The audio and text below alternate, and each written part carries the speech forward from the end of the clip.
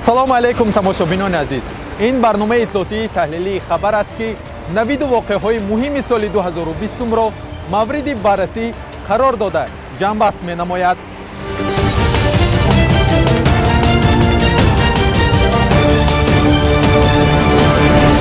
мо тасмим гирифтем ки нашри охирини барномаи иттилоотиро дар соли 2020 дар кӯча сабт намоем. Зеро давоми сол мо бештар таҳти қоидаи дар хона бимонед қарор дорем. имсол бошад арчаи соли навӣ дар маркази шаҳри хуҷанд қомат рост накард. Сабаб пандемияи коронавирус буд. маҳз дар ҳамин шабу рӯз тамоми сокинон низ зиёд барои тамошои арчаи соли навӣ ва чорабиниҳои фарҳангии соли навӣ ба ин ҷо ҷамъ мешуданд. Аммо имсол ин вазъият дида намешавад. дар вилояти сохт арчаи соли навӣ гузошта намешавад. таҷлили соли нав бо иштироки зиёди аҳолӣ қатъиян манъ карда шудааст. дар ин бора аз маркази назорати давлатии санитарияи эпидемиологии вилояти сохт хабар доданд танҳо дар доираи оила бо иштироки аъзои хонавода таҷлили соли нав иҷоза дода мешавад, вале он ҳам бо иҷрои талаботи беҳдоштӣ сурат мегирад. дар ҳолати риоя накардани қарори сартабиби давлатии санитарияи вилояти сохт чораҳои зарурӣ андешида шуда ба ҷавобгарии маъмурӣ кашида мешаванд. در حالت اجرا نکردن طلبات‌های قرار سراسر دولت سنتری اپیدمیولوژی ولایت وابسته به شخصیتی که به جوابگیری مأموری کشیده می‌شود از وابسته به شخص منصبدار جهت حقوقی در دایره کد حقوق مأموری جریمه تطبیق قرار می‌شود. аз маркази назорати давлатии санитарияи эпидемиологии вилояти сохт хабар доданд ки бинобар ҷилвагирӣ аз хуруҷи бемории сироятии COVID-19 таҷлили ҳама гуна чорабиниҳои оммавии соли навӣ аз ҷумла ташкили арчаи соли навӣ, чорабиниҳои фарҳангии оммавӣ, нишастҳои ҷашнӣ ва шабнишиниҳо дар асоси қарори ситоди ҷумҳуриявӣ оид ба пешгирӣ аз паҳншавии коронавирус қатъиян манъ кардааст. бархе аз сокинони вилоят ҷонибдори қароранд, чунки бо ин роҳ метавонанд аз коронавирус пешгирӣ намоянд. خوب است مثال مردم حاضر مثال حاضر کرونا که های ممکن نیست مثال جمع شویم این خیلی خوب است. برای چی نه اگر این از طرف قراری حکومت باشد باید که راضی باشیم برای آنکه از برای سلامتی برای دستگیری پیشگیری بیماری های کوید همین با همین قرار اومده باشن خلق باید که دستگیری کنن. حاضر کرونا ویروس راسپرسترانی شده نش ممکن. یعنی شما راضی هستید؟ راضی هستم. اندیشه من مثبت است برای آنکه برای پیشگیری این کرونا ویروس سال نو قید کردن ممنوع کرده شده است. من راضی. ба маълумоти маркази назорати давлатии санитарияи эпидемиологии вилояти сохт гирифторшавӣ ба коронавирус дар вилоят поён рафта вазъ мӯътадил арзёб гардид. мақсади қабули қарори мазкур ин пешгирӣ аз мавҷи навбатии вируси COVID-19 мебошад. тибқи қарори охири ситоди ҷумҳуриявӣ сайру гашти мардум дар боғҳои фарҳангиву фароғатӣ, гулгашту хиёбонҳо ва дигар ҷойҳои ҷамъиятӣ танҳо бо дар назардошти риояи ҳатмӣ қоидаҳои гигиенӣ, истифодаи ҳатмӣ ниқобҳои муҳофизатӣ ва фосилаи иҷтимоӣ иҷоза дода мешавад.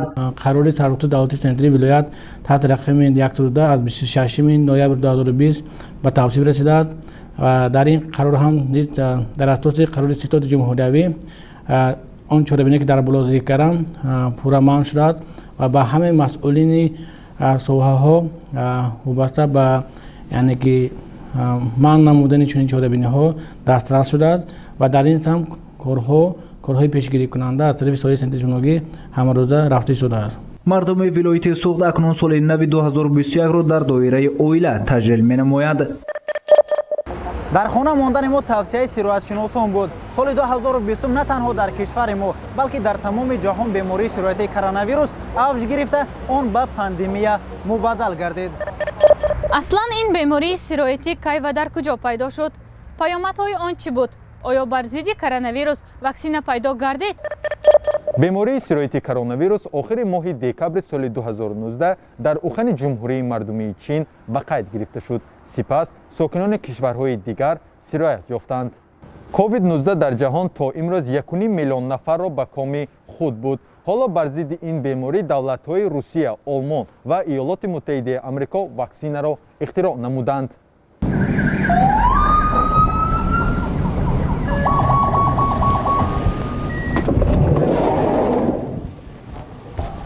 خبری خوش در جهان واکسیناسیا آغاز شده است. از این روی ما خبرنگاران امید داریم که دوام سال 2021 این بیماری ما را ترک خواهد گفت. соли 2020 нисбатан вазнинтар омад, чунки охири соли 2019 дар ҷумҳурии мардуми чин коронавирус пайдо шуд. Ин вируси сироятӣ тавонист ба зуддӣ ба оламиён таҳдид ва таъсири худро гузорад. хуруҷи аввалини беморӣ оғози сол, яъне моҳи январ ба қайд гирифта шуд. созмони умумии ҷаҳонии тандурустӣ онро пандемия эълон кард. мақомот барои пешгирӣ аз ин бемориҳои сироятӣ чораҳои зидди эпидемикӣ гузаронд. дар 16 гузаргоҳҳои сарҳадӣ масъулинро вобаста намуд то сокинонро аз санҷиш гузашта ба вилоят ворид шаванд.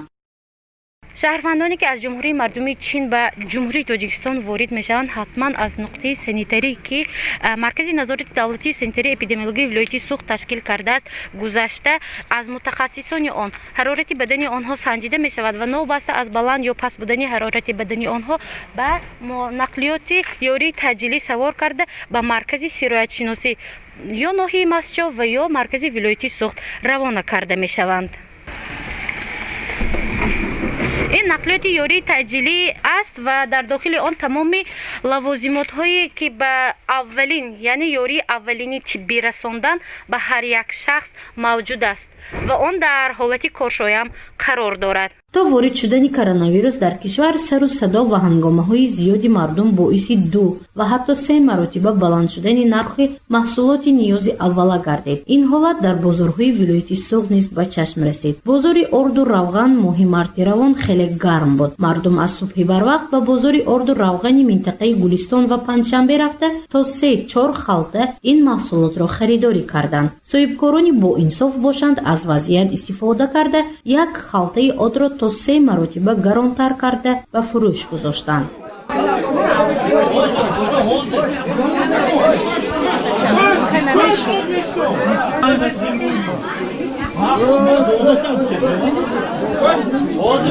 ин бетартибиҳо қариб 3 рӯз давом кард. охир раиси вилояти сохт раҷабои аҳмадзода моҳи март ба бозорҳо рафта барои ба тартиб даровардани ҳолати ба амал омада мусоидат намуд. раҷабои аҳмадзода сокинонро водор сохт ки ба ваҳму воҳима гирифтор нашаванд. соҳибкорон бошад бо инсофона бо харидор муносибат намоянд. дар акси ҳол чораҳои ҷиддӣ нисбати худсарона ва сунъӣ баланд бардоштани нархи маҳсулот дар бозор андешида хоҳад шуд.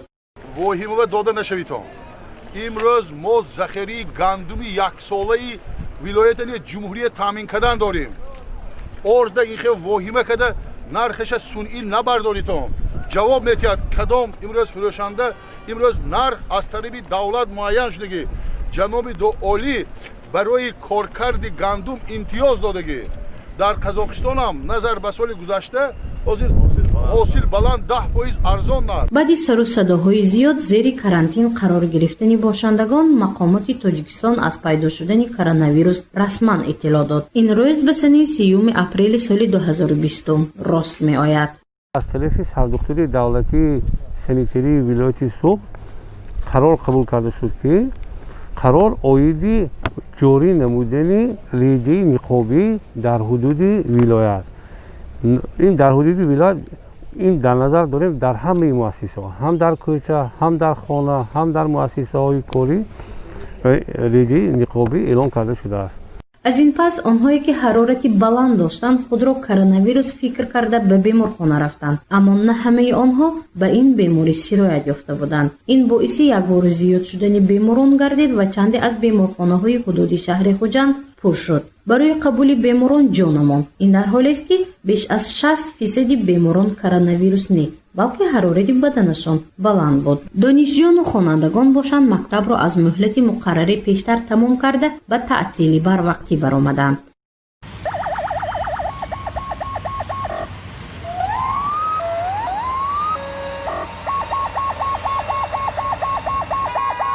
дар шаҳри хуҷанд маркази маъмурии вилояти сохт корҳои дезинфексионӣ вусъати тоза гирифт. ҳар бегоҳ кормандони хадамоти давлатии оташнишонӣ, раёсати кумитаи ҳолатҳои фавқулода дар ҳамкорӣ бо маркази назоратии давлатию санитарӣ ва эпидемиологӣ дар шаҳри хуҷанд пурра кӯчаву маҳалҳо ва хиёбону гулгаштҳоро безарар намуданд. ҳадафи асосии ин корҳо пешгирӣ аз коронавирус маҳсуб мешавад. гурӯҳи барномаи иттилоотии хабар дар сарҳад қарор дорад. Он тарафи мо ҷумҳурии қирғизистон аст. мавзеъе ки мо дар ҳоли ҳозир истодаем минтақаи назорати сарҳадӣ, шӯъбаи назорати сарҳадии очи қалъача аст ва дар ин ҷо шӯъбаи дезинфексионии ноҳияи бобоҷон ғафуров тамоми роҳравҳо ва гузаргоҳҳоро бо хлорҳои махсус дезинфексия карда истоданд ки ин ҳолат барои пешгирии коронавирус мусоидат мекунад.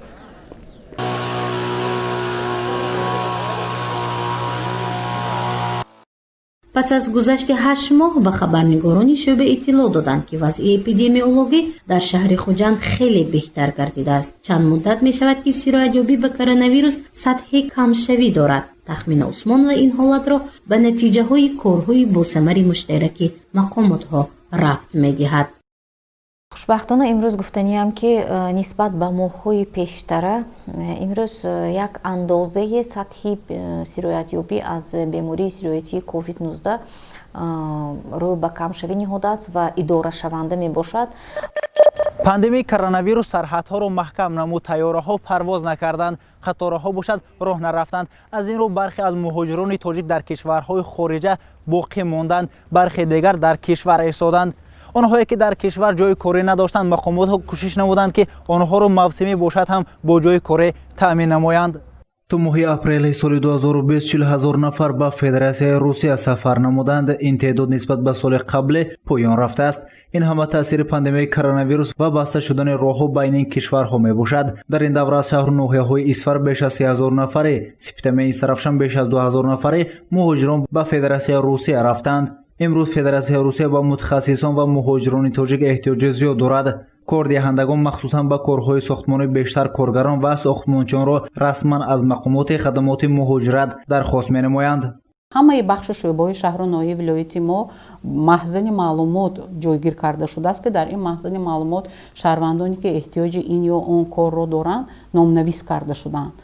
масалан агар дар ҳолати ҳамин аз ҳисоби мақомотҳо ҳал кардани рафту омади ҳамин шаҳрвандони мо тариқи ҳавопаймо ва роҳи оҳан ва кушодани роҳҳо ё ба тариқи истисно иҷозат додан ба ҳамин субъектҳо мо метавонем ин шаҳрвандонро тез ҷамъ оварда тариқи ҳамин субъектҳои кордиҳанда масалан дар ҳолате ки ҳамин проблемаҳо ҳалли худро ёфтанд метавонем онро ҳамчун мутахассиси соҳа ба хориҷи кишвар фиристода тавонем.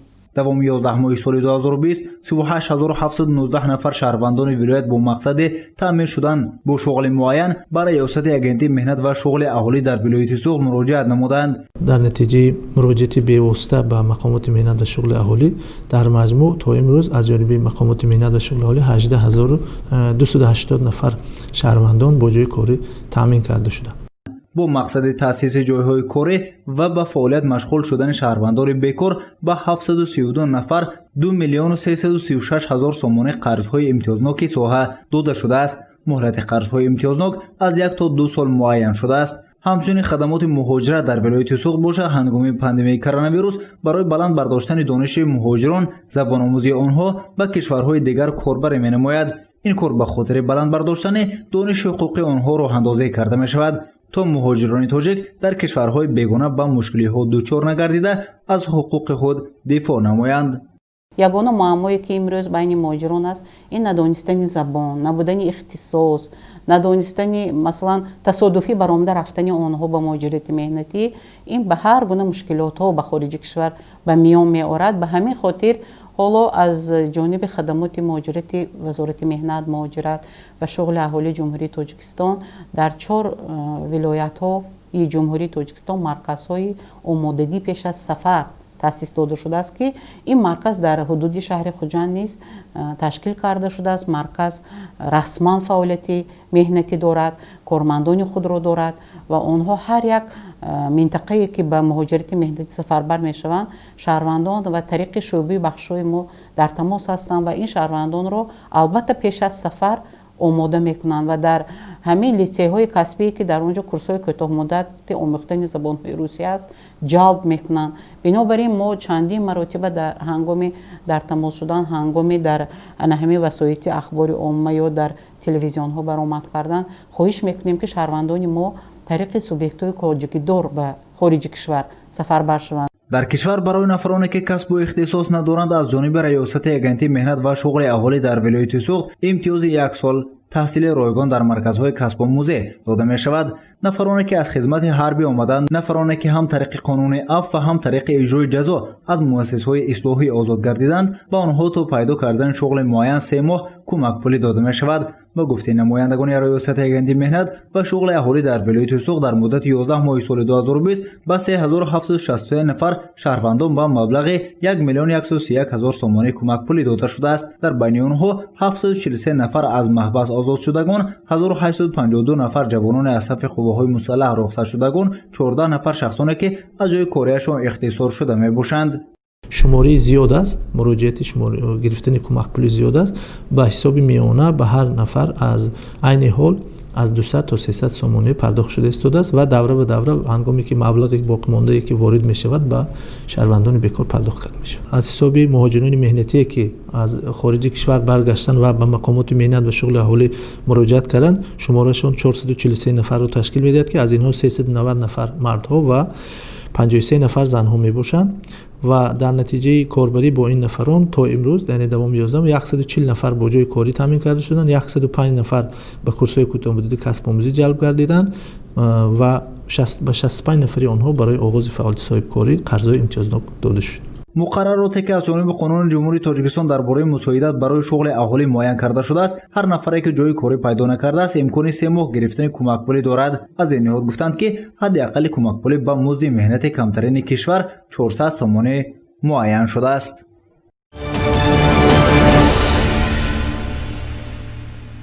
новобаста аз авҷу паҳн шудани коронавирус, мақомоти иҷроияи ҳокимияти давлатии вилояти суғд ва шаҳри хуҷанд корхонаҳои хурду бузургро мавриди баҳрабардорӣ қарор дод.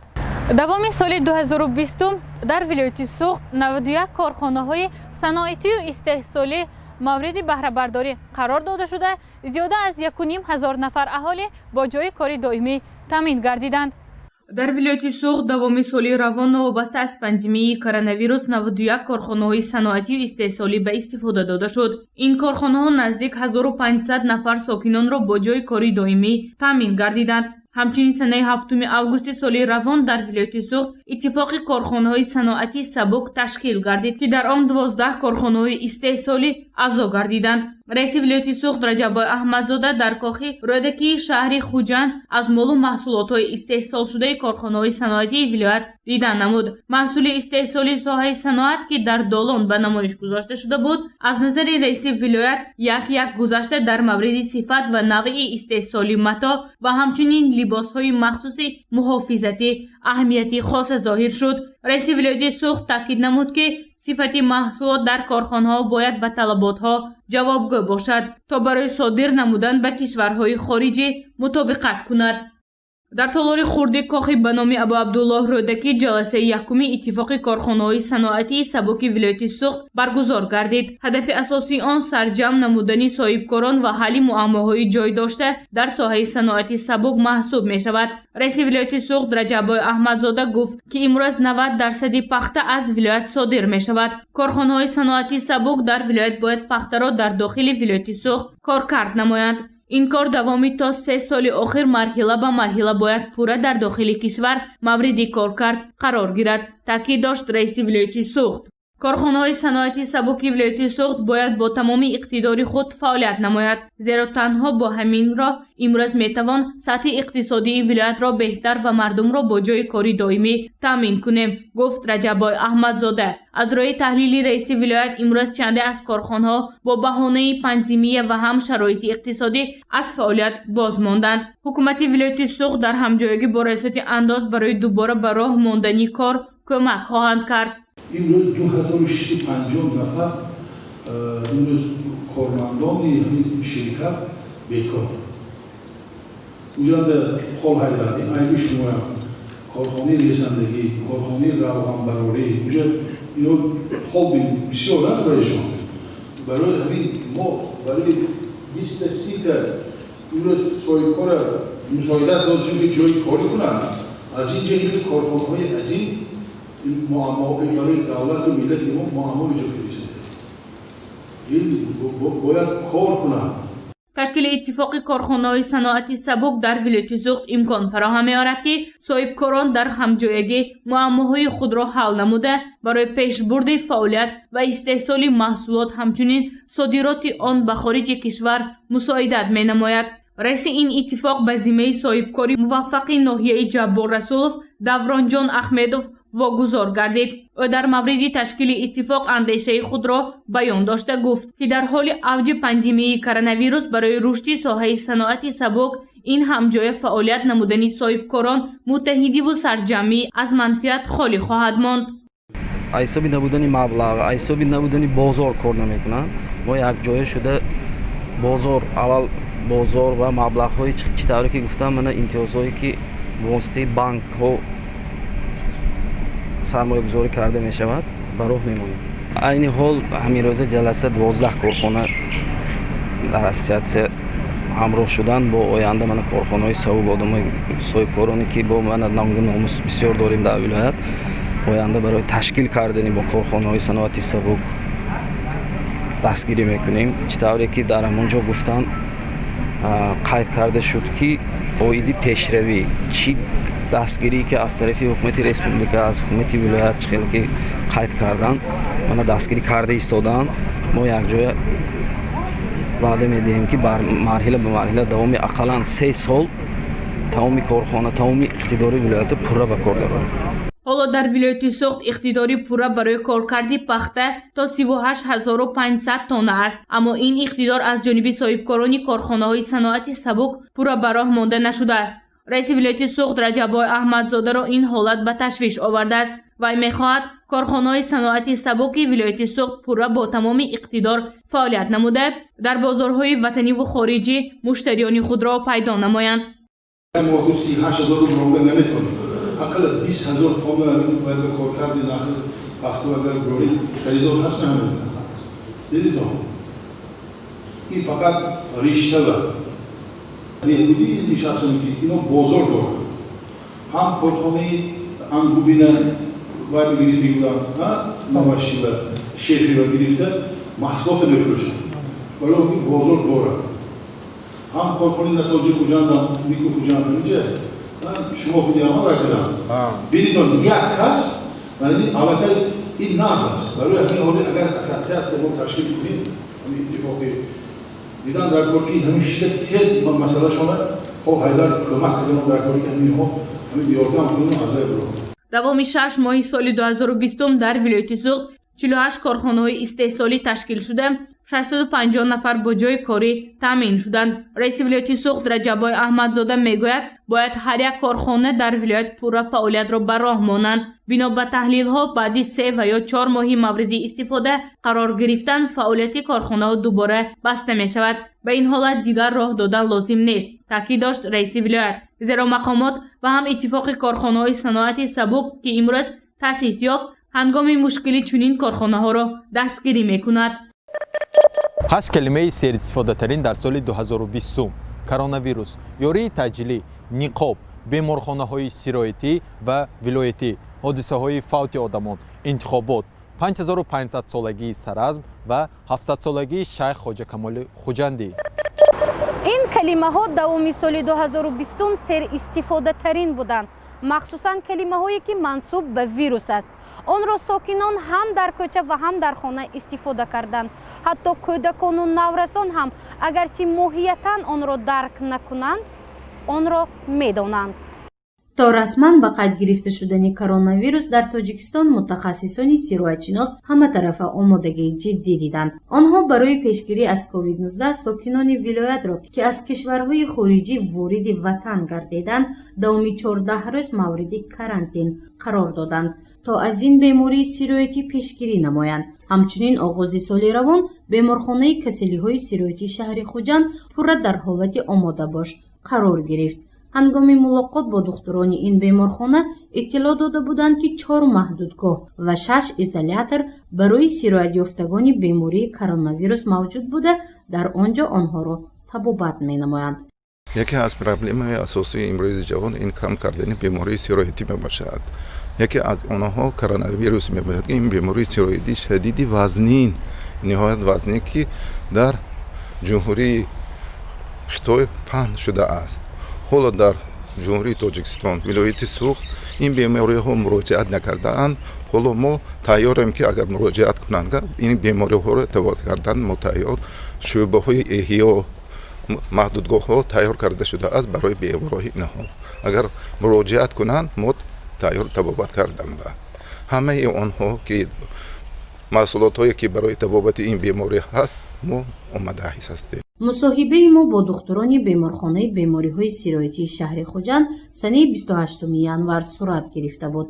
дар он вақт вазъи эпидемиологӣ дар кишвар беҳтар арзёбӣ карда мешуд, аммо таҳдид ва хатари коронавирус таъсири худро гузошта буд. баҳри пешгирӣ аз ин вируси марговар сироятшиносон дар ҳудуди вилоят реҷаи ниқобиро ҷорӣ намуданд. пас эҳтиёҷ ва талабот ба бозори ниқоб зиёд шуд. талабот ки бештар шуд, нархи на танҳо ниқоби тиббии 50 дирама, балки тамоми дорувориҳо арзиши баландро касб кард. ниқоби тиббӣ 4 маротиба арзиши худро баланд намуд. он аз 50 дирам то ба 4-5 сомонӣ баробар гардид. ҳатто ҳангоми инъикоси ин мавзӯъ дар бархе аз дорухонаҳои шаҳри хуҷанд ниқоби тиббиро пайдо карда натавонистем. дар ин дорухона ягон ниқоб намондааст. фурӯшанда мегӯяд рӯзи гузашта ҳамагӣ 60 дона ниқоб буд, аммо имрӯз нест, ҳамашро фурӯхта тамом кардааст. ва дар ин микроноҳияи 20 ҳамагӣ 2 дорухона аст ва дар он ҷо низ ниқоб тамом шудааст ва ман барои худам ниқоб пайдо карда натавониста истодаам. реҷаи ниқобӣ аслан агар худи шахси солимро ҳимоя кунад аз бемор шудан, он шахсоне ки бемор мебошанд онҳо ҳам ҳатто як миқдор атсаи худашонро, сулфаи худашонро дошта метавонанд ва ин вирусҳое ки паҳн мешавад, бемориҳои вирусӣ, то як миқдор сатҳи паҳншавии ҳамин вирусро медорад, яъне анамин ниқоб вирусро медорад. 30 апрел вазорати тандурустӣ ва ҳифзи иҷтимоии аҳолии ҷумҳурии Тоҷикистон эълон намуд ки коронавирус дар кишвар ба қайд гирифта шуд. вазъи эпидемиологӣ дар вилояти суғд мӯътадил набуд. новбаста ба ин ҳолат раиси вилояти суғд Раҷаббои Аҳмадзода мулоқотро бо кормандони соҳаи тиббӣ бештар намуд. вай ҳангоми мулоқот бо кормандони ёрии таъҷилӣ ки санаи 6 май баргузор гардида буд, ки муносибати хубу кӯмаки худро ба беморон дариғ надоранд. кадом қонун надарои дута сети фавқидгоҳай анами ҳозир проблеми мо ҳамон оилаи мо бояд тибби бояд чунки мисол як модар шудост, фарзандаш шудост, келинаш манихе шудости мо бояд анамон ҷуа ҳамин тартиба накадостон зайнурезим анами тартиба мо анами тибби оилаи ки яво шишта ва фаҳмондан дар кор мардум ва намешад мо медонем ҳамо раҳмдил раҳмон биёд ки модарима намонам ё лекин ин дига илоҷ нест. ина мо бояд алоҳида тез вай кунам кадар мо дар кор ҷудо кадар мо дар кор. давоми 24 соати санаи 25 май дар шаҳри хуҷанд ба ёрии таъҷилии тиббӣ 360 даъват ворид шуда буд. қисми бештари муроҷиаткунандагон ҳарорати баланди бадан доштанд. ин маълумотро ба раиси вилояти суғд Раҷаббои Аҳмадзода аз зерстансияи ёрии таъҷилии шаҳр пешниҳод намуда буданд. вазъи эпидемиологӣ дар вилоят хуб набуд. мақомот тасмим гирифт ки барои табобати сироятёфтагон на танҳо беморхонаи бемориҳои сироятии шаҳри хуҷанд, балки беморхонаи клиникавии вилояти суғдро низ ҳамчун госпитал истифода намоянд. то имрӯз беморхона дар карантин қарор дошт. аммо санаи 25 декабр як қисмати ин беморхона ба фаъолияти муқаррарӣ гузаштааст. дар ин бора аз маркази назорати давлатӣ ва санитарию эпидемиологӣ дар вилояти суғд ба мо иттилоъ доданд. дар вилояти суғд вазъи эпидемиологӣ беҳтар шуд. далели ин ба кори муқаррарӣ гузаштани як қисми беморхонаи клиникавии вилояти суғд мебошад ва кам ба қайд гирифтани бемории COVID-19 аст. ин хушхабар мебошад, аммо сокинон ва меҳмонони вилоятро зарур аст ки то ба эътидол омадани вазъи эпидемиологӣ дар сатҳи ҷаҳон ниқобро ба бар намоянд.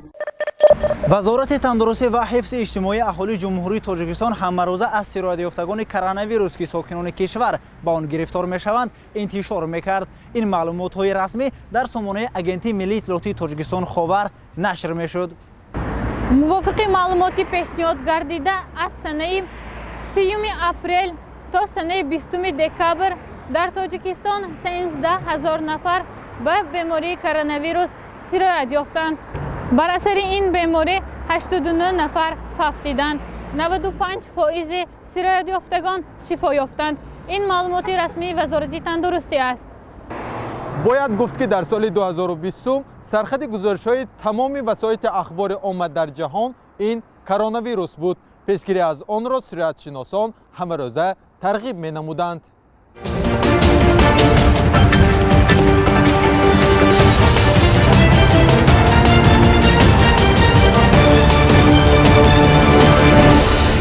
می‌گذاریم به موضوع سیاسی. ماه اکتبر سال 2020 در کشور انتخابات پرزیدنت جمهوری تاجیکستان گذرانیده شد. این معرکه مهم سیاسی در سطح بلند تشکیل و برگزار گردید. در آن بیش از 90% اهالی تاجیکستان اشتراک نموده به نامزد ارزنده خود آواز دادند. انتخابات پرزیدنت جمهوری تاجیکستان سنه 11 اکتبر سال جاری از جانب ناظران بین المللی و ملی نظارت کرده شد. نتیجه مشاهده های آنها چنین بود: انتخابات شفاف و برگزار گردیده اعلان شد. سنه 11 اکتبر سال 2020 در کشور معرکه مهم سیاسی انتخابات پرزیدنت جمهوری تاجیکستان برگزار گردید. صبح ساعت 6:00 участкаҳои انتخابات شهر و ناحیه و ولایت‌های کشور به کار خود آغاز نمودند. گروه کار تلویزیون سیمای مستقل یکم به چند участک انتخابات شهر خوجند و ناحیه‌های اطراف آن رفته از جریان انتخابات گزارش آماده نمودند. ساکنان محله شهر خوجند در حضور مشاهدان بین المللی و ملی و نمایندگان وسایط اخبار عامه با участک انتخاباتی آمده به جانبداری نامزد ارزنده به مقام پرزیدنت جمهوری تاجیکستان و آینده رشد کشور آواز دادند. در هر участک انتخابات مشاهدان ملی و بین المللی اشتراک نمودند. آنها جریان برگزاری انتخابات پرزیدنت جمهوری تاجیکستان را مشاهده نمودند. زلفیه قابلوی یک از مشاهدان ملی در участک انتخاباتی 27 میگوید که شروع از ساعت 6 تا 12 یگان حالت غیرقانونی در جریان آوازدهی مشاهده نکرده است. مسافر را رعایت کرده‌اند. ساکنان آمده‌اند. هیچ خیل قانونشکنی راه داده نشده ایستاده است. همه آواز خود را داده ایستادند. در участک انتخابات رقم 27 که به حوزه انتخابات خوجند 26 داخل می شود 2000 نفر آوازدهندگان در روی خط می باشند. ساکنان این منطقه فعال بوده از صبح برای انتخابات پرزیدنت جمهوری تاجیکستان به участک آمده بعد طرفدار نامزد خود آواز دادند.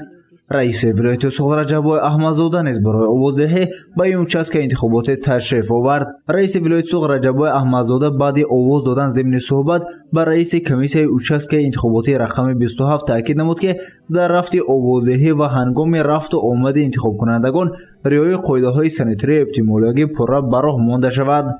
همچنین گروه کره تلویزیون سیمای مستقل یکم از участک انتخاباتی رقم 4 در حوزه انتخاباتی خوجند 26 участک انتخاباتی رقم 53 حوزه انتخاباتی خوجند 26 участک انتخاباتی رقم 35 ناحیه بابجان غفورов участک انتخاباتی رقم 42 جماعت دهاتی یووه دیده نمودند. در همه участк‌های انتخاباتی تدبیرهای پیشگیری از ویروس کووید 19 خوب به راه مانده شده بود. ما چخیلی که می‌بینیم خلق برای انتخاب نامزد ارزنده خود برای آوازی آمده ایستادند. از 184600 نفر اهالی شهر خوجند 103685 نفر حقوق آوازدهی در انتخابات پرزیدنت جمهوری تاجیکستان را دارند. شمار جوانانی که اولین بار در این معرکه مهم سیاسی شرکت ورزیدند 1664 نفر را تشکیل داد.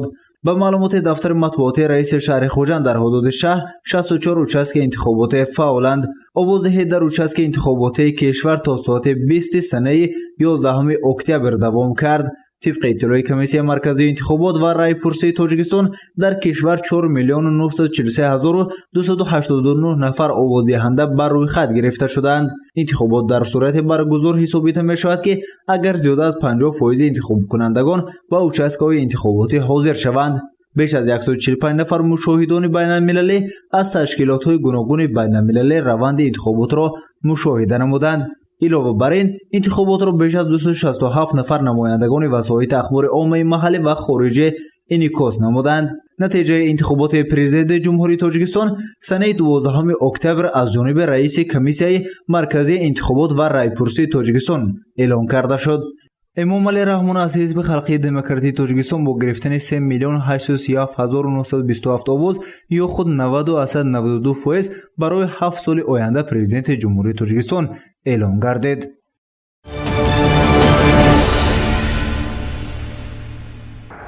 давоми соли 2020 барномаи иттилоотии хабар тавонист 2330 адад гузоришҳои иттилоотӣ таҳлилӣ ва танқидиро манзури тамошобинон кунад. вобаста ба муроҷиати сокинон якчанд гузоришҳо омода шуд.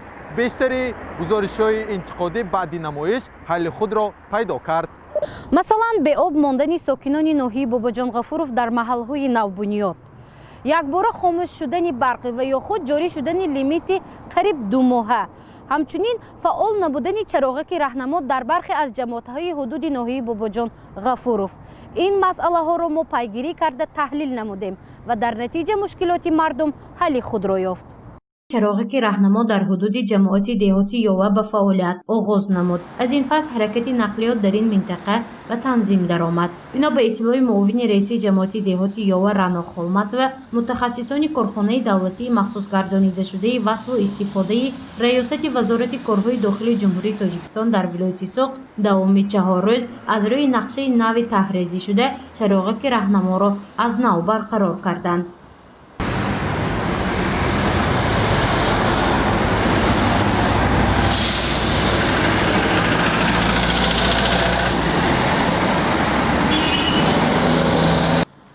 раҳим баротов сокини ноҳияи бобоҷонғафуров оид ба 5 соли охир фаъолият накардани чароғаки раҳнамо ба хабарнигорони шӯъбаи иттилоотии ширкати телевизион ва радиои симои мустақили якум шикоят карда буд. ҳоло ин нафақахӯр аз натиҷаи шикояташ қаноатманд буда мегӯяд хушбахтона чароғаки раҳнамо роҳ нишон дода истодааст ва танзими ҳаракат дар роҳ хуб аст. раҳмат нами телевизиони сема як ба раиси ноҳия ва ҷаноби оли ва من رئیس من سلسله‌تون خیلی خدمت کردم. من دیدی استادم سیتفورو نقش کار کردم. همه این خدمت‌های شما که شد سه یک کردی. سال دیگه من که رئیس ناحیه و رحمتی کلام بگویم همه روز. من خیلی دیدی استادم من سیتفورو نقش کار کردم. من ماشین‌ها خیلی اکورات نامش استاد است. همه خیلی نقش کار کردم. با هم به قناعت بخش شدیم. барои таъмир таҷдид ва барқарор кардани ин чароғаки раҳнамо наздик 10,000 сомонӣ маблағ масраф шуд ки он бо дастгирии мақомоти иҷрои ҳукумати давлатии ноҳияи бобоҷонғафуров ва масъулини ҷамоати деҳоти ёва ба даст омадааст. ҳоло бошад чароғаки раҳнамо пурра ба фаъолият оғоз кард ва аз ин ҳам ронандагони нақлиёт ва ҳам сокинони ноҳияи бобоҷонғафуров хушнуд мебошанд.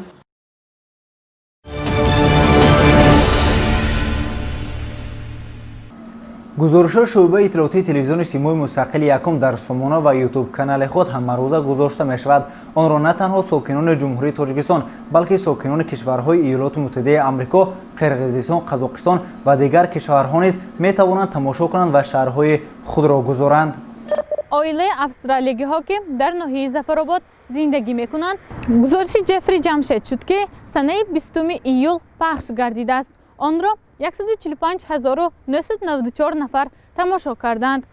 гузориши дигаре ки сербинандатарини хабар аст, ин кадои 60 килограмма 300 сомонӣ аст. навори мазкурро 31 августи соли равон мафтуна шукурова бо насимҷон раҳимов омода карданд. гузориши мазкурро 36632 нафар тамошо карданд.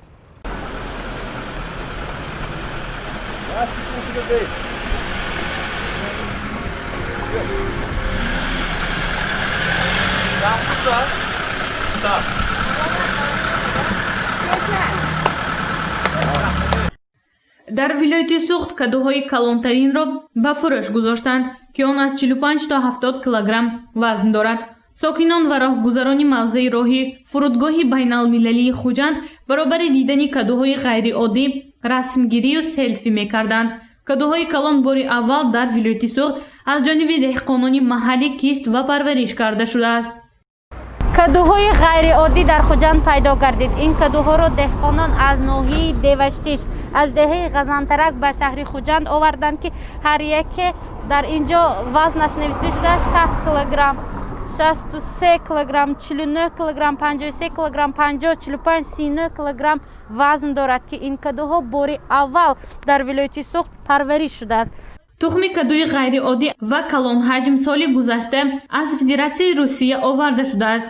онро деҳқонони маҳаллӣ аз ноҳияи Деваштит ба вилоят дастрас карда барои таҷриба дар 1 гектар замини корам кишт кардааст.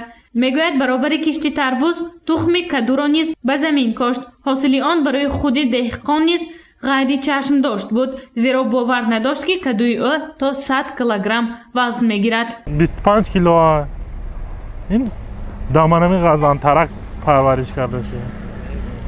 дағунчи ин чизош тухмаш арасия омадагӣ. Кай овардик будед?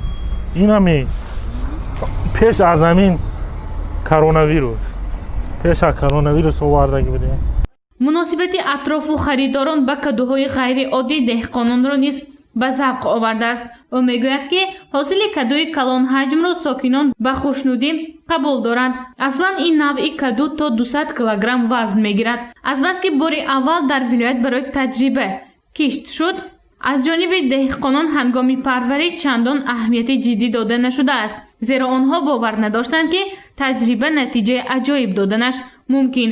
баробари ин вазни кадуи калонҳаҷми имсола аз 25 то 75 килограммро ташкил медиҳаду халос. замин пору нест, пору бошад 200 кило мешад. да майдаш то 10 кило мешад. оли ин я модумо гуфтива гапо бо истода бо хушру пухта мегирад. да хайна аз 100 сум 200 сум ҳар хелаку фурӯш ба мондем. да барои ки донаша қимат харидем, димо донаша қимат харидем. ин сол камтар шуд. да бо солиан бо зиёдтар мекунем. кадуҳои калонҳаҷм аз кадуи анъанавӣ танҳо бо ҳаҷми калонаш фарқ мекунад. шахсоне ки тамъу маззаи ин кадуро чашидаанд гуфтанд ки сифаташ хубу ширин аст. вобаста ба ҳаҷму вазнаш то 4 карат аз кадуҳои маҳаллӣ калонтар меистад ва маҳз бо ҳамин намуди ғайриоддиаш ин навъи каду диққати ҳамаро ба худ мекашад. ҳамин тоҷикистон зиндагӣ ки якчон ба тоҷикистон калонтари манам деҳқон ва муша ирон мехорм. килош чанд? килош не ин дона. Донаш 100 сум, 150 сум, 200 сум. Майдаш чӣ? майдаш ҳаст 50 сум, 80. хурду калон ба тамошои каду омада бештар аз нарху наво ва дар куҷо парвариш ёфтани он пурсон шуданд. ҳатто расми кадуро онҳо тавассути телефони дастии худ аксбардорӣ намуда дар шабакаҳои иҷтимоӣ паҳн намуданд. селфи бо каду барои ҳангоматалабон аҷоиботи нав буд.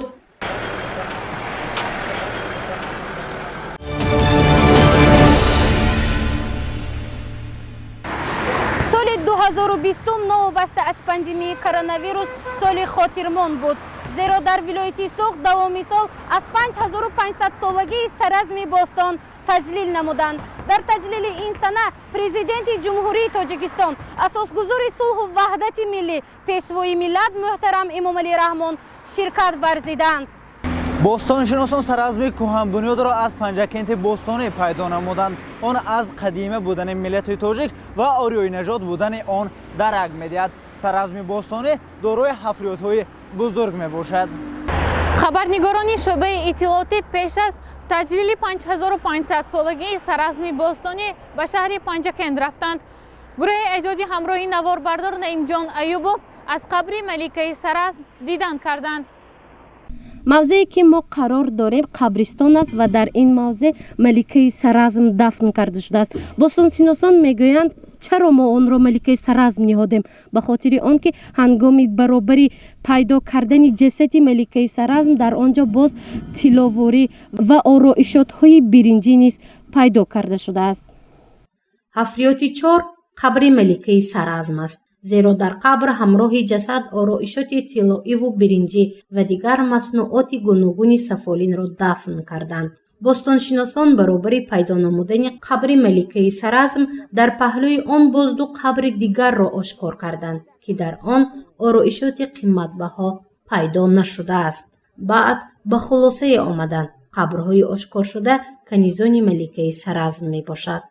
қабри маликаи саразм ки инҷо пайдо карда шуд, аз қабри маликаи саразм масалан миқдори зиёди маҳсулоте ки пайдо карда шуд, масалан оинаи биринҷӣ, дастпонаҳо аз ғалсанои моҳӣ, و اینچنین مقدار زیادی مهره‌ها و آویزه گردن از فیروزه و لاجورد و پیدا کرده شده است. برابر آرایشات قیمتبها دو هیکلچه خرد نیز از قبر ملکه پیدا شده است. ملکه سرزم در جوانی یعنی در سن 23 سالگیش فوتیده است. تحقیق متخصصان تاریخ خلق قدیم بازگو میکند که ملکه سرزم باستان تنها یک مرتبه تولد کرده است. این پیشگویی و تحقیق باستانشناسان دقت هر بیننده و شنونده را به خود جلب میکند.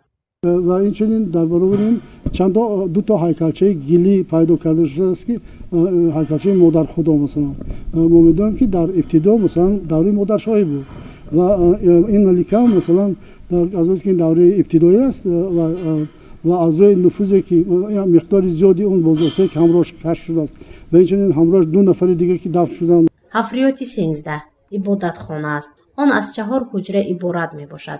در مرکز 2 حجره آن سجدگاه در شکل مدور پیدا شده است. نتیجه کوفتوکوبی باستانشناسان معین ساخته است که مقدار زیادی ظرف‌هایی که جام شناخته می‌شوند از این عبادتخانه پیدا شده است. آموزش و کوفتوکوب حفریات 13 از سال 1976 تا به امروز جریان دارد. و مقدار خیلی زیادی ظرف‌هایی که از اینجا پیدا شدن اساساً جام‌ها هستند یا که شاخ‌کاسه و قسم زیادی این شاخ‌کاسه‌ها حال برقرار کرده شده است و ما می‌خواهیم که در آثارخانه‌ای که امروز ساخته شده است در سرز در این آثارخانه گذاریم. این چنین مثلا در برابر این آثار زیادی سنگی و آثار زیادی استخوانی نیز پیدا کرده شده است. سرزم شهر معدنگدازان قدیمترین به حساب می رود. باستانشناسان در این موضع باقی مانده های خوله های برنجی و قرغاشمین را پیدا نمودند. این خوله ها را ساکنان قدیمترین سرزم برای انتقال دادن به دیگر کشورها آماده کرده بودند. در برابر معدنگدازی مردم سرزم باستان کشاورز بودند. این خلاصه را باستانشناسان بعد پیدا کردن 5 حوض کلان ذخیره غله‌دانگی ها انیق نمودند. مردم اساساً با غله‌کاری مشغول بودند چون در بالای آثار سفالی که ما پیدا کردیم نمونه خوشهای گندم پیدا شده است و اینچنین در انبار غله که در 73 عبدالله جان ساخت پیدا کردند 122 دانه سوخته گندم دو فرقی پیدا شده است. سرزم باستان به 4 دوره تقسیم می شود. یعنی باستانشناسان بر آن نظرند که شهرک قدیمه 4 مراتبه بازسازی می شود. این دوره ها از آخر 1000 ساله 4 تا به عصر 26 پیش از میلاد راست آمده است و تا آن زمان حیات در سرزم باستان موجود بود. مقصد اساسی ما یعنی موزیفیکاسیون کردن یعنی ساختن آثارخانه در زیر آسمان کشاد است و این خاطر ما اون معماری و اون خانه‌های و اون محل هنرمندان قدیمی سرز را کوشش کرده هستیم که در جایش برقرار سازیم تا که سیاحان و مردم از اون بهره بردارند. برابر خانه قدیمی تاجیکانه در این موضع 5 خانه دیگر هنرمندان ساخته می شود. در داخل آن هنرمندان متا و رشته های پشمین دوره قدیم را کارکرد می نمایند. همچنین در روی حولی هر خانه کتی ملی تاجیکانه گذاشته خواهد شد تا هنگام گرم شدن هوا باشندگان در آن استراحت نمایند.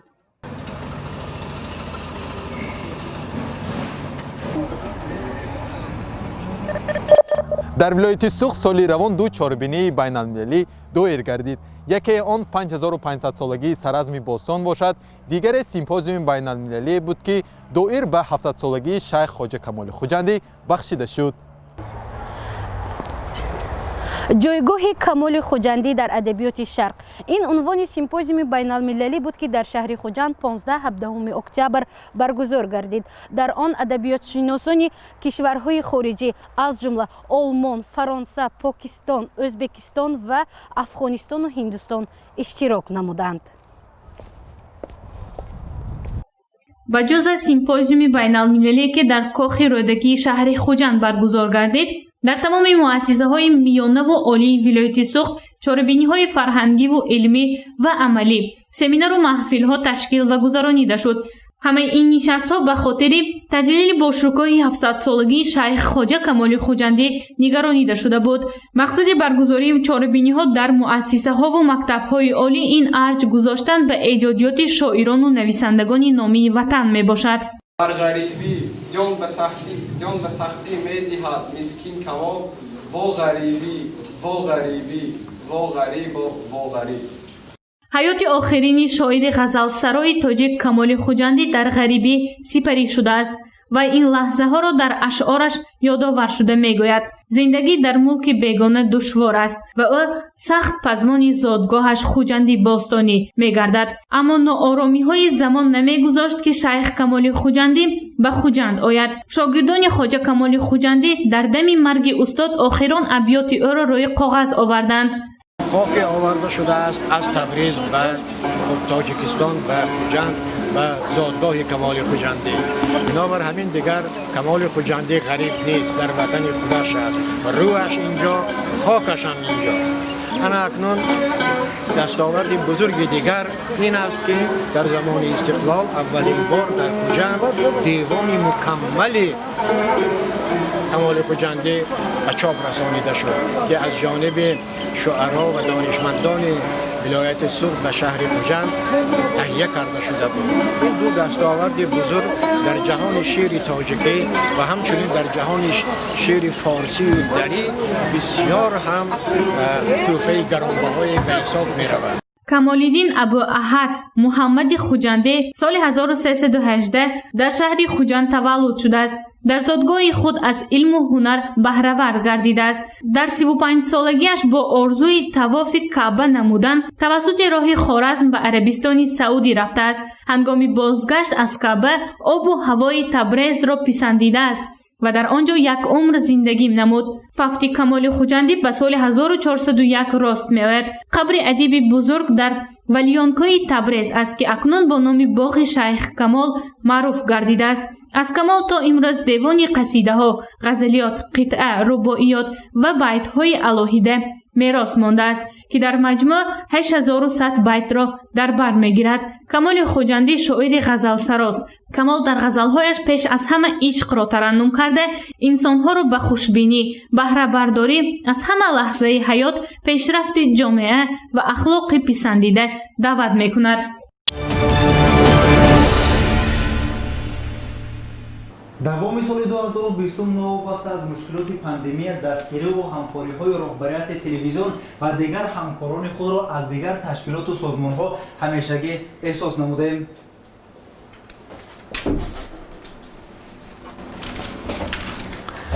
давоми сол мактаби тайёр кардани журналистони ҷавон дар телевизиони симои мустақили якум фаъол буд. на танҳо мо, инчунин коромӯзон, донишҷӯёни кафедраи журналистика ва назарияи тарҷумаи донишгоҳи давлатии хуҷанд ба номи академик бобоҷон ғафуров низ дар шӯъбаи иттилоотӣ дар назди устодон кори телевизионро омӯхтанд.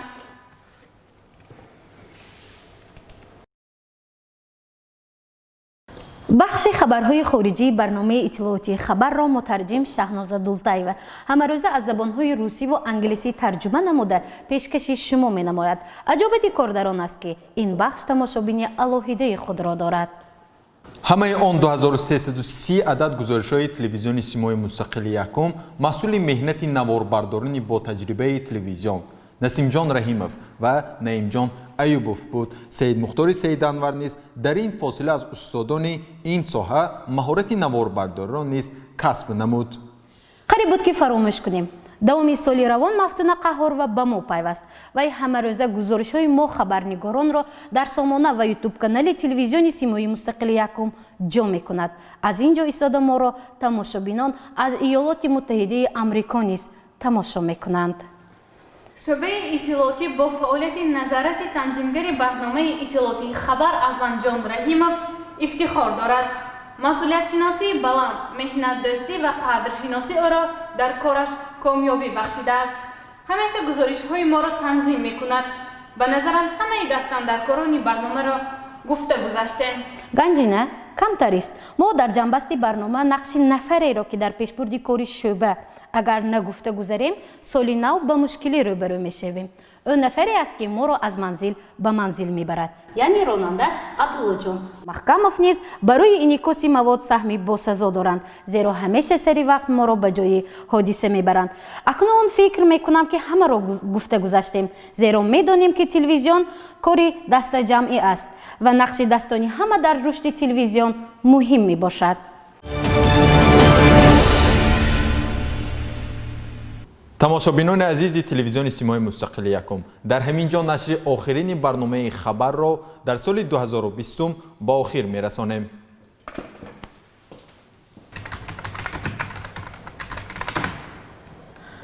агар муаммоеро тариқи пахши барномаҳои иттилоотиву таҳлилӣ ҳал намудем, агар барои пешрафти ҷамъият зарре бошад ҳам саҳм гузоштем, агар навгониҳои шаҳру вилоятро саривақт пешниҳод намудем,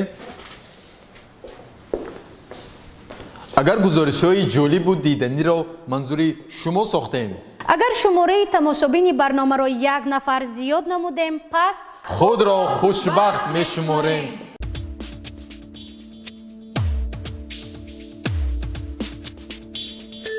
агар гузориши мо ҷанбаи танқидӣ дошт, донед ки танқиди созанда буд.